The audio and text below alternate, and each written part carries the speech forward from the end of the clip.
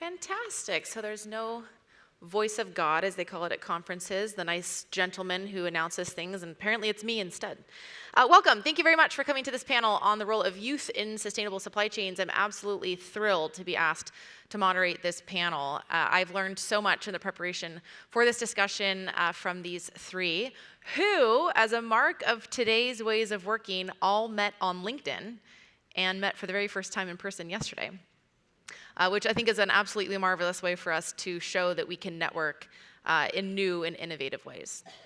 So today we're going to talk about a few different topics. One, as we watch this transition of generations through the workplace, it's funny, I did some research a couple of years ago, went back and read old newspaper articles back in the day when we read the news, and as each new generation entered the workplace, the previous existing generation described them in the same ways. No one wants to work anymore. They don't do the way that we want them to do it. Wow, they seem lazy. Every generation says it about the next generation. So it's an interesting trend to watch as we have a changing of the guard. Of course, as what's known as a silent generation is retiring now, there are more millennials and Gen Zs in the workplace now as a percentage. So it's really the time to figure out how we can work best together and what motivates this generation to show up and give their best every day. So a quick show of hands. I'm going to ask you two different questions. You do not need to fall into any age category or self-identify into a generation for this question. One, are you here to hear from the panelists how to work better with Gen Z and millennials to both make your supply chain work better and also improve the world around us? Is that the reason that you came? About half. Great. Then the next question is, did you come because you yourself want to find out how to contribute better and how to get your organization to support you more in your quest? More. Excellent. You're in the right place. All right, well, I'm absolutely thrilled to be welcoming all of you today. We're going to do an innovative way of introductions today. So we're going to go down the line. We're going to say name, where you're based, and what's the least sustainable habit that you have in your everyday life? As a bit of a mea culpa at the beginning of this panel. So please, Sofia, would you kick us off? Well, thank you very much, Deborah, for being our moderator in this panel. And yes, as you mentioned, we met all on LinkedIn and first time seeing each other in person. So my name is Sofia. I am from Guadalajara, Mexico. And yeah, I'm born and raised and based there. And I think like my least sustainable habit would be flying all the way from Mexico to here. So Guadalajara, Atlanta, Amsterdam, Cape Town, and then going back is the same way. So that is not sustainable at all. We can unpack that one for all. Thank you, Sofia, and welcome. Stella, please. Yes, good morning, everyone. Thank you, Deborah, for this opportunity, and also the SAPICS teams for having this amazing panel. I don't take it for granted. My name is Stela Jaqueta. I'm from Mozambique, Maputo. And one of my least sustainable practices is I drink 2 water bottles, plastic water bottles, per day. 1.5 liter, and I remember my helper one day brought it over and he made like a whole collection of my water bottles. It looked like a whole flower coming out. So I'm guilty of that, but we'll work on it. We'll listen to you anyways today. Thank you for joining us. Yaseen, please. Thanks everyone for joining our session today. My name is Yaseen. I'm based out of Johannesburg. My least sustainable. I think most probably I take too many napkins when I'm leaving a restaurant, when I'm taking takeout. I take a huge stack, even if it's for something like a bagel or a muffin. I don't like getting my hands dirty. That's the one that had me laughing the most. We were thinking about this last night. Welcome, Yaseen. Thank you all for joining. So as we start warming up this topic, Sofia, if you could please share your thoughts. How has the current environmental state and the impact of supply chain activities highlighted the need for change, for a different approach? Yeah, so per se, supply chains are not sustainable. They account for over 90% of all the environmental impact of a company. So it is funny because we're pursuing a way in which we can keep doing what we're doing. So this continuity of uninterrupted processes and deliveries, and at the same time looking for resiliency and so on. But this only feeds into this vicious cycle of, while we pursue this, we also increase the negative environmental impact, and this brings climate change, climate events that so on disrupt our supply chain and impede us from continuing our work.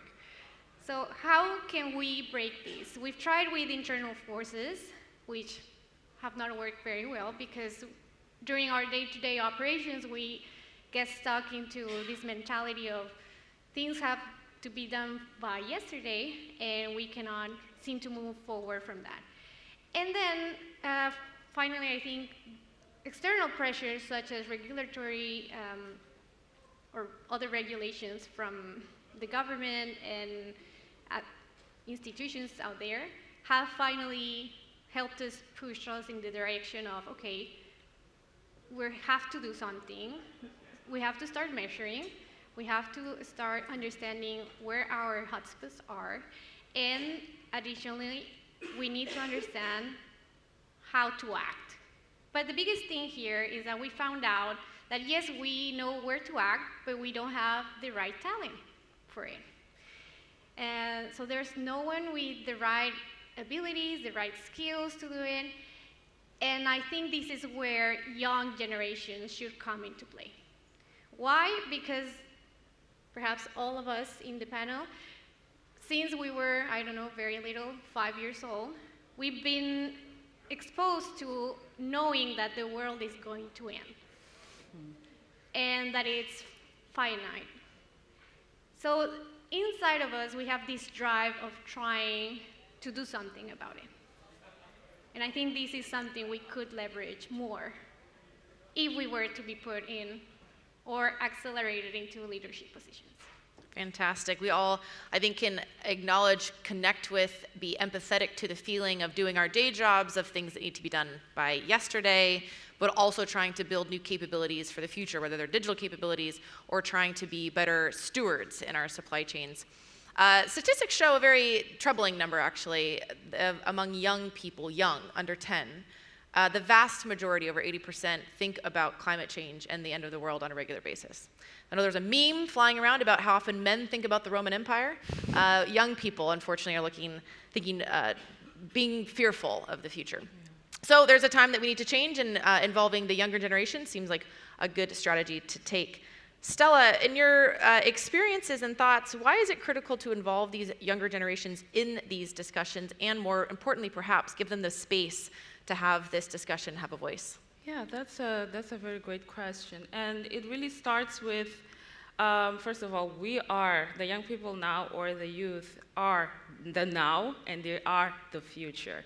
And looking at us, we want to live just like Kulisi was saying in the morning, that he wants to leave a better future for his grandchildren, right?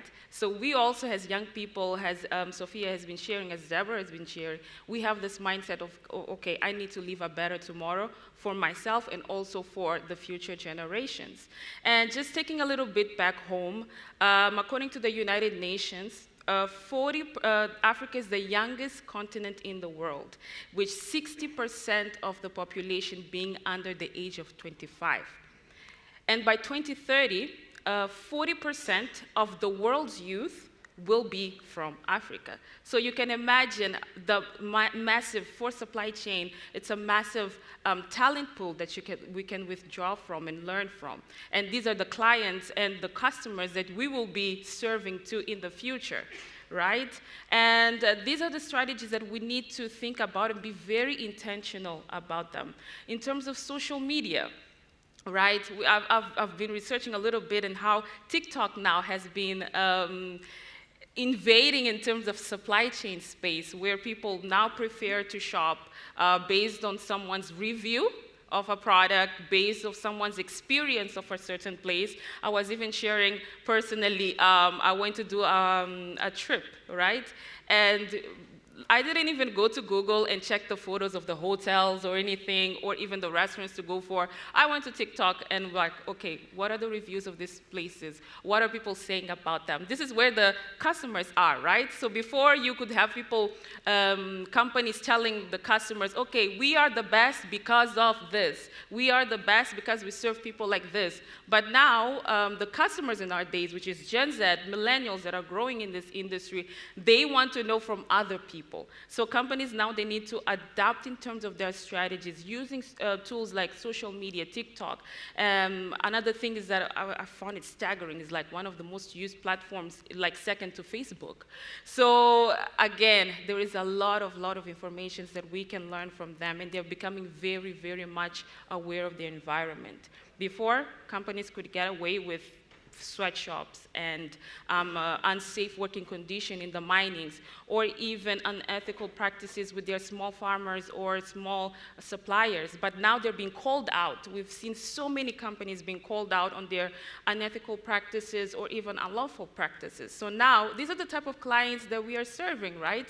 They are more mindful of the environment, they're more mindful of the social context that they're living in, and they want to be seen as people that are doing good. Right? We want to be seen as the generation who is doing, we want to be the superheroes. So we call them up. If you are greenwashing, they will call you out immediately. So these are some of the strategies that people need to take into account. Why you need to have young people in these places is because these are the people that you are going to be serving in the near future. So yeah. Wonderful. A huge potential for a brain trust also, to think about the proportion of the world's youth that will be here in this continent in just a few years, so how to galvanize and connect with that youth bubble and put them to work. Yaseen, thinking about challenges and opportunities now, what have you observed in your own career, in your own experience, on the challenges or opportunities of including this passion of millennials and Gen Zs in these discussions, and sustainability discussions, but even at supply chain discussions at large, and the different perspectives that they bring in?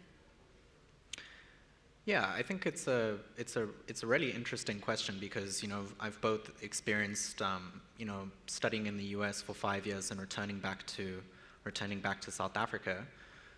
I would say that now working in a full-time capacity and working as a management consultant, we have these vessels or these sustainability labs where we're discussing, coming up with solutions for clients. But when you look at the teams, or the teams that exist within these vessels, they're relatively older, right? There isn't much youth representation in these teams, and I think it's something to be cognizant of, because like Stela and like Sofia have mentioned, I think a lot of these solutions are going to impact our lives more greatly than the lives that are kind of making the decisions at this point. So I think that there definitely needs to be more youth representation in these vessels that exist, and I think providing opportunities to get students involved, to get youth involved. If you have a company, I'm sure we'll discuss it later, but yeah, just looking at opportunities to just build more voice for people and for students, for youth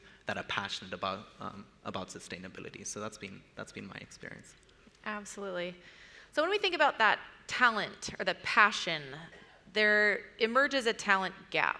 And if you've seen some of the recent research on talent analysis through looking at LinkedIn profiles versus job descriptions, for example, we see that lots of companies want green talent, but not so many people have it. And of course, that makes sense. It's a newer concept in some ways. Of course, green living has been around for a long time, but the desire to have it in our supply chains is relatively new. So, Sofia, what are some ways that you've seen to help to identify and close this talent gap?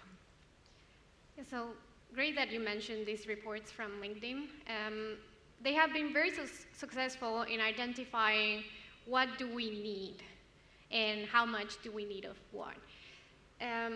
Recently, 22% of this demand has increased last year, but the supply of skilled talent has only grown 12%. And this is worldwide, but a little bit more looking at North America and European countries and more